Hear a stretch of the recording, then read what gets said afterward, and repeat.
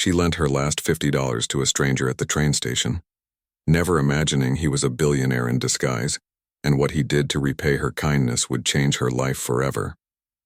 On a freezing morning with nothing but hope and a half-worn coat, a struggling woman chose compassion over survival and gave her last $50 to a stranger who seemed lost, hungry, and helpless. She had no clue the stranger she trusted at the train station was actually a billionaire testing humanity in silence.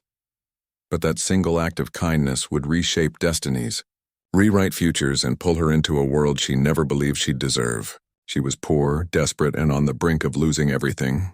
But he was powerful, wealthy, and hiding the kind of fortune that could silence skyscrapers and shift markets. But who exactly was this billionaire she helped?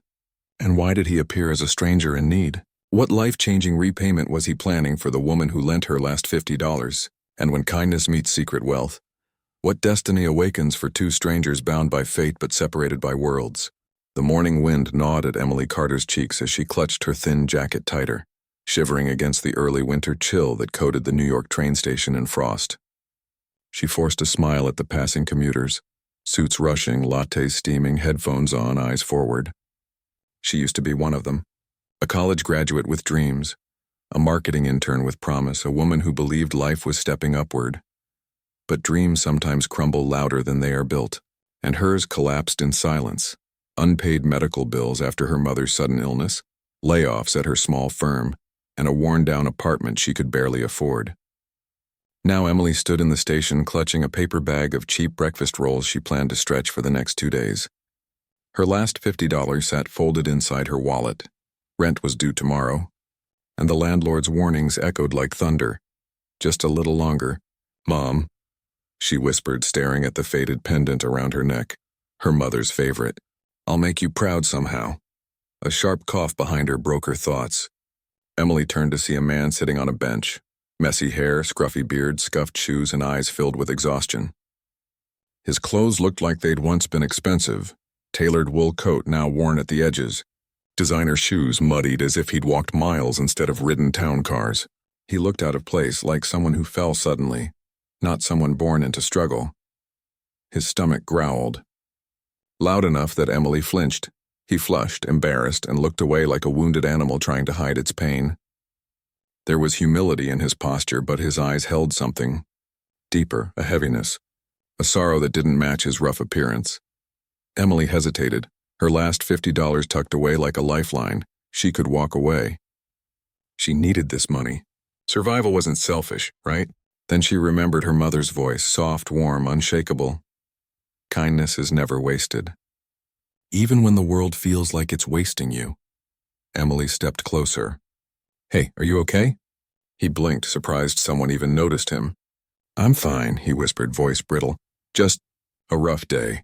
His stomach answered in a louder growl, betraying him. Emily swallowed. "When did you last eat?" He looked down, shame carved into every wrinkle of his face. "Yesterday afternoon." Her heart tightened. She pulled out the paper bag, tore it in half, and handed him a roll. He stared at it like she'd offered him a piece of the sun. "No, I can't take that from you. You're hungry," she said simply. "Eat." He took the roll with trembling fingers as though afraid it would disappear. When he bit into it, his shoulders trembled, not from hunger, but from the relief of being seen. He already looked better than a homeless man, like someone who had once commanded boardrooms and private jets. But she didn't judge. Everyone falls differently. Everyone rises differently, too. After a long silence, he glanced up. You need a train ticket. To Stamford." I lost my wallet. I need $50. $50, her last $50. The universe seemed to pause, waiting on her breath. Rent, food, warmth, safety, or a stranger's dignity. Her heart pounded. Her fingers shook, but she reached into her wallet and pressed the bill into his hand. "Here," she whispered. "Get where you need to go." His eyes widened, stunned. "Why would you do that?" "Because someday," she murmured, "I hope someone would help me too." A train whistle screamed. He stood slowly, staring at her like she'd just rewritten the laws of the world. "Thank you," he said, voice cracking. "You have no idea." He boarded. The train doors slid shut, and as he disappeared through the glass, Emily let out a breath she didn't know she'd been holding. Her wallet was empty. Her future was uncertain. but her soul felt full. She didn't know she'd just lent her last $50 to a billionaire disguised as a stranger. She didn't know he was about to turn her world upside down in the most unimaginable way. And as the train vanished into the winter fog, fate quietly shifted its weight, reshaping destinies in silence. Emily walked back toward her small rented room 3 blocks away, her breath ghosting in the frigid air, her thin shoes soaking up slush from melting snow. Each step felt heavier, not from regret, but from reality slowly settling back into her bones like winter chill seeping through walls. Her phone buzzed. Past due. Final notice from her landlord. She swallowed hard. Her last lifeline had left her hands minutes ago, but strangely she didn't feel empty. Her mother used to say, "We don't lose by giving. We lose when we stop believing in why we give." Emily wasn't sure she believed in miracles anymore, but she still believed in kindness. She reached her apartment, a peeling brownstone wedged between a deli and a pawn shop. Inside, her room was just big enough for a mattress, a thrift desk, and a space heater that rattled like it had asthma. She shoved her hands into her pockets to warm them and sat on the mattress. Her stomach growled. She ignored it. Hunger came and went like an unwelcome roommate these days. A flashback washed over her. 2 years ago, sitting in her first marketing agency cubicle, coffee in hand, laughter in the office air. She was bright-eyed, driven, certain life was climbing upward. Her boss had pulled her aside once and said, "Emily, you have a spark. You remind people the world still has light." Then her mother got sick. Hospital bills swallowed her salary. Nights became hospital chairs. Days became exhaustion. She lost her job during a restructuring. Her mother passed within months, leaving her with medical debt and a grief that hollowed her ribs. The spark felt dim now. But today, giving that stranger her last $50 felt like a flicker returning. Her stomach growled louder. She pulled the remaining half bag of bread closer. It would have to last until she figured out her next step. A soft knock interrupted her thoughts. She froze. Only one person knocked like that. Mr. Dalton, her landlord. Emily opened the door cautiously. The older man stood with a clipboard and a tired expression. "Rent was due yesterday." I know," she whispered. "I'll have it soon, I promise." He looked at her sadly. He'd seen countless tenants fall to New York's merciless grind. "Emily, I like you. You're a good kid.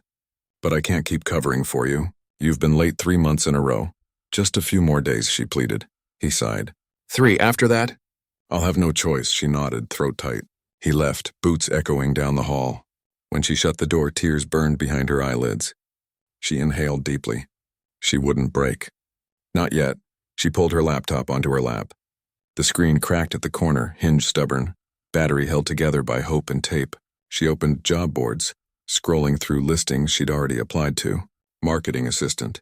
Retail clerk. Data entry. Nothing, no callbacks. A notification popped up. Job fair tomorrow, Midtown Convention Hall. She exhaled in relief. This could be her chance. She typed the address, set an alarm, and gave herself the tiniest smile. Maybe tomorrow would be different. Meanwhile, miles away in a sleek penthouse overlooking Central Park, billionaire Alexander Hayes stepped out of the elevator, still wearing the ragged coat from the station. His assistant Lydia gasped, nearly dropping her tablet. "Sir, your security team has been searching everywhere." Alex lifted a hand, silencing her. "I needed to see something." She stared, confused, unsettled. "You went out like that again? You tested people?" He didn't answer immediately. He walked to the floor-to-ceiling windows, staring out at the glowing city he practically owned. Towers he funded scraped the sky like ambition reaching forever upward. His companies powered industries, his name whispered in boardrooms, his fortune could erase cities' debts, and yet he felt empty. Wealth had insulated him so deeply, he no longer saw the world people struggled to breathe in. Until today. A memory tugged. His mother, gentle hands, soft scarf wrapped around his childhood neck. "Never forget people, Alex. Fortune means nothing if you lose the heart to understand others." She died before he built his empire, before money smothered simplicity. He built skyscrapers but lost ground with humanity. Today, in a freezing station, someone saw him. Not his power, not his money, just him. A stranger gave him her last $50 without hesitation. The purity of it rattled him. Who sacrifices survival for kindness? Who still does that in a world sharpened by greed? Alex turned to Lydia. Find her, sir. The woman from the station. Emily Carter. I want her name, her address, her story. Lydia blinked, startled. You want to? Yes, now. He didn't know what he'd do yet. But he knew one thing. Her kindness woke something in him, and he would not let her disappear back into struggle. Not when fate had delivered him a rare truth. Genuine heart still existed, and he intended to change her life one way or another. Morning sunlight crept through Emily's thin curtains like a hesitant promise. Her alarm buzzed, tinny, weak but persistent. She sat up slowly, rubbing tired eyes. Today was the job fair, a chance. Maybe the only chance. Her stomach protested again. She pressed a hand against it. We'll eat later, she whispered to herself, dressing in the one blouse not crumpled beyond hope and the slacks that used to fit better when life was easier. She tied her hair into a neat ponytail and layered her mother's old coat over her outfit.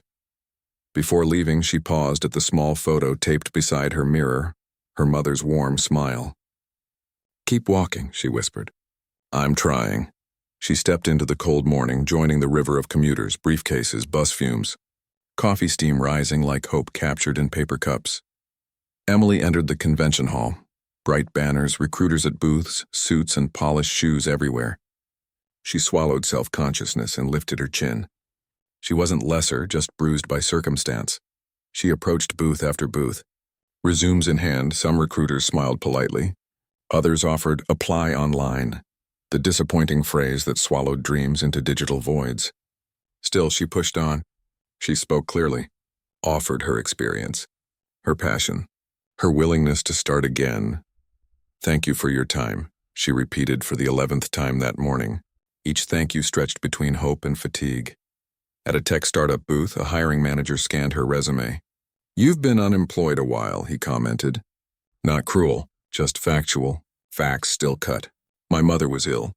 I was her only caregiver, she replied softly. His hardened expression softened. That's admirable. We've all been someone's child. He glanced at her resume again. We'll definitely review this. It wasn't a yes, but it wasn't a no. For Emily, that felt like a small victory. Across the city, Alex Hayes stood in his penthouse study, staring at the thick dossier Lydia handed him. He hadn't slept. His mind returned again and again to that station and the woman with tired eyes and impossible compassion. Emily Carter, he murmured, reading. Marketing degree, internship, lost mother. Medical debt. Eviction risk. His jaw clenched. Life had not just challenged her, it had cornered her. Lydia, hesitant, asked quietly, What exactly do you plan to do for her? He exhaled slowly. I'm going to help her. But sir? She shifted uneasily. People can misunderstand gestures like this. Alex turned, his gaze sharp. Kindness isn't a transaction. She didn't help me to gain anything. That's exactly why she deserves everything. Lydia nodded, but concern lingered. Billionaires didn't usually cross into ordinary lives. Not without headlines, rumors, complications. But something in his voice silenced doubt. Alex closed the folder. Prepare the car. We're going to visit someone. Emily stepped outside after the fair, air crisp against her warm cheeks. She didn't land a job, not yet, but she'd made connections. She had leads. The faintest spark flickered inside her. She decided to walk home to save the subway fare. Halfway down Fifth Avenue, her phone buzzed. Unknown number. Hello? Miss Emily Carter? The voice was calm, professional, almost too polished. Yes? Please do not be alarmed, but someone wishes to meet you. We are sending a car to your location.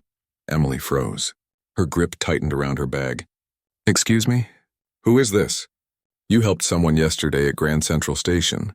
He wishes to see you. Her heart stopped, then thundered back to life. The stranger. The man she had given her last $50. Fear and confusion tumbled together. I don't understand. Who exactly are you? And what is this about? You gave freely, the voice replied calmly. Now someone wishes to give back. A sleek black SUV pulled to the curb beside her. Her breath caught. A driver stepped out, opening the back door with respectful poise. Miss Carter? He asked. If you would, please. Emily stared, mind spinning. Was she in danger? Or was this something else? Something she couldn't yet comprehend. Her feet stayed planted. I don't know if I can just get in a car with strangers. The driver nodded, unfazed. Completely understandable. He handed her a business card, heavy stock, embossed gold lettering. Hayes Global. The name meant nothing to her until a memory surfaced from long ago. Headlines. Economic articles her mother used to read aloud. Hayes. As in Alexander Hayes. Billionaire industrialist, philanthropist. A man spoken of like myth. But that couldn't be right. Could it? The driver noticed the shift in her expression. You are safe, Miss Carter. If you prefer, we can follow you home and speak there instead. Emily looked down at the card again. Her pulse raced. She could refuse. Continue walking. Go home to unpaid rent and unanswered job applications, or take one step of faith. The same kind she offered yesterday. Her mother's voice echoed again in her heart. Kindness is never wasted, Emily inhaled, exhaled, then nodded. I'll come. She climbed into the SUV, the door closed softly. The world outside muted. Her life quietly crossed a threshold. As the car rolled forward, her nerves crackled with fear and wonder. Who was that man truly? Why seek her? What debt did kindness awaken? She didn't know it yet, but fate had already decided.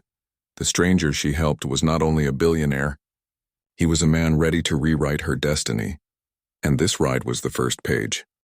The SUV glided through Manhattan like a silent promise, weaving between glittering towers and lives that had never felt hunger or fear. Emily's hands trembled in her lap.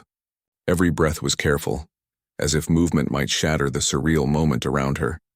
When the car finally slowed, she looked out the window, and her breath caught. A penthouse towered above Central Park like a modern palace carved from gold and glass. Security greeted the vehicle. Valet stood perfectly still.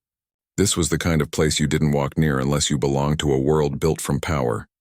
Emily swallowed hard. You brought me to a billionaire's residence? The driver opened her door. He's waiting for you. Every instinct screamed she wasn't dressed for this air, wasn't meant to breathe where fortunes lived. But still, she stepped forward. Her path wasn't meant to be comfortable. It was meant to be chosen. They led her through a lobby filled with marble light and quiet wealth. Up a private elevator that didn't even need buttons, and then the doors opened. A man stood by the windows, daylight painting gold edges around his silhouette. Gone was the scruffy beard, the worn clothes, the exhaustion. Now, sleek suit, posture straight, eyes clear and sharp like a life lived in boardroom storms and quiet power. He turned. Emily gasped. It was him. The stranger from the train station, but not a stranger anymore. Hello, Emily, he said softly, her voice barely formed. You're Alexander Hayes. He stepped closer, gentle, respectful, almost humbled. And yesterday I was a man who needed help. The world tilted. Reality tried to catch up.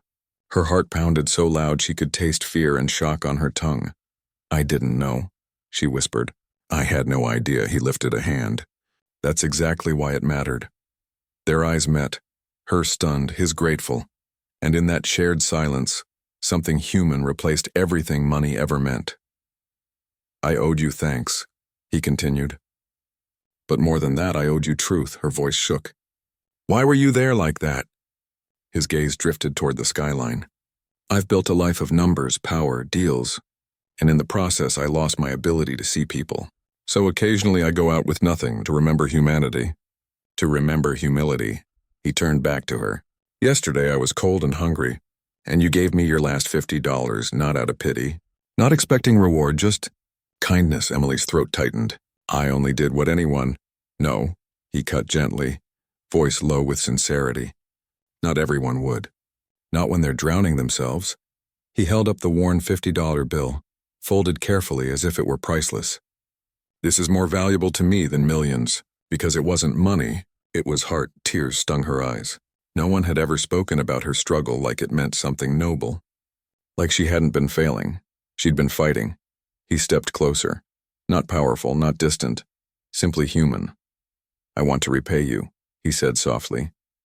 But not with guilt. Not with obligation. With opportunity. Emily blinked. Opportunity? Alexander walked to a desk, picked up a folder and placed it in her hands. Her fingers trembled as she opened it. Marketing position, Hayes Global Foundation. Salary, $135,000 a year. Housing assistance program included. Medical plan. Career training. Mentorship. Her vision blurred. This can't be real. It is, he replied. You gave when you had nothing. I want to give because I have everything. Emily pressed a hand to her chest, overwhelmed. I don't deserve, he shook his head firmly. Goodness is not about deserving. It's about recognizing light when others overlook it. Silence stretched, soft, fragile, sacred. Then something else happened. Alexander reached into a drawer and pulled out a small velvet box. Emily froze. What's? He opened it, revealing a delicate necklace. The pendant was identical to the one she wore, but newer, gleaming. A gentle tribute, not a replacement. I saw your necklace at the station, he murmured. I saw how you held it when you were scared, but still chose compassion. I don't know who you lost, but someone raised you with a rare kind of love. Her breath hitched. My mom, he nodded with solemn respect. Then I honor her too. Emily's legs wobbled. Tears rolled freely now, not from pain but from a grace she never expected life to return. She looked up. Why, me? A soft smile. Because when the world broke you, you stayed kind. That is a greater fortune than I have ever earned. Emily exhaled like her lungs had waited months to breathe. Suffering didn't crush her. Kindness didn't bankrupt her. She believed, and the universe answered, not through magic. Through humanity. Alexander extended his hand. Shall we rewrite your future together? Not because you asked, but because you proved it matters who we choose to be. Emily looked at his hand, then placed hers in his, not as a charity case, not as a victim, but as someone finally seen. Her life didn't change because she found wealth. Her life changed because she never lost worth. And in a world chasing power, one woman's last $50 did what empires couldn't. It awakened a billionaire's heart and rebuilt a life with nothing but kindness.